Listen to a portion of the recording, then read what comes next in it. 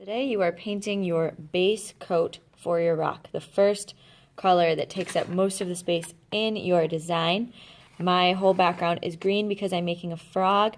It's the color that you see the most, and all the details are on top of it that you see on the rock. So I painted my rock green. This next rock is going to be a different color. I'm going to use this teal. Before I get started, I need to make sure that I'm wearing a smock or something to cover my clothes. If you put it on backwards, that makes sure that you're covering the whole front of your shirt so you don't get any of this acrylic permanent paint that will not come out of your clothes on your shirt today. You need to make sure that your name is on the bottom of your rock, the flattest side. We want it to roll around as little as possible. If it moves a little bit, that's okay, but we want it to stay still while we're painting. You're going to have it on a tray or a plate, and you're going to move around with your rock today because we're using lots of different colors.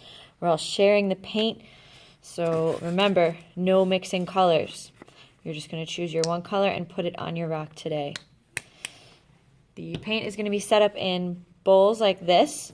Remember, if a brush is with a paint color, do not move that brush to another bowl with a different color.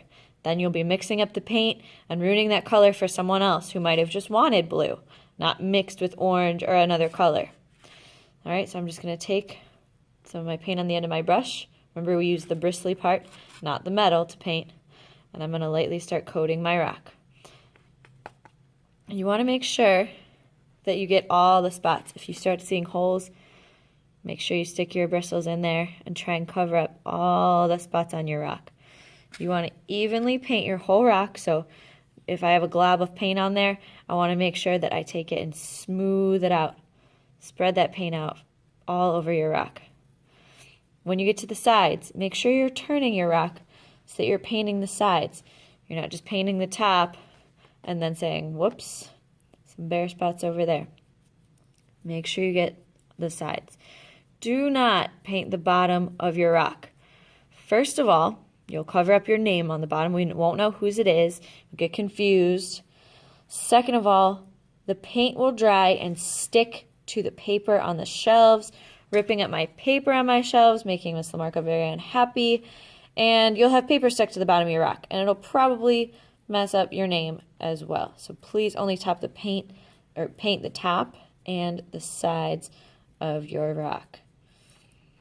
When you're all finished, I know I'm not done, I still have some sides, but when you are finished, you're going to have a friend help you, okay? Because you need to go to your shelf to put your rock back on it. Make sure it's a covered shelf and the right shelf.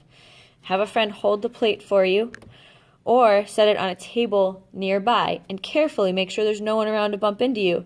Carefully, you're going to pick up your rock with 2 fingers of each hand underneath on the sides. Try not to get that paint on your fingers. Make sure you're using 2 hands and move it and carefully place it on the shelf. Put it far in the back of the shelf so that people don't have to place around you and that we can all fit our rocks next to each other. So make sure you put it all the way back as far as you can, close to other people's rocks, but not touching because we don't want to get our paint on other people's rocks. If you run out of paint, make sure you ask Miss LaMarca to refill your bowl. We are not using paint ourselves. Remember, our biggest rule is no wasting and no making a mess. So Miss LaMarca is going to handle this permanent, expensive paint so we don't make mistakes. When you're all finished with your rock, it's on the shelf, you're good to go.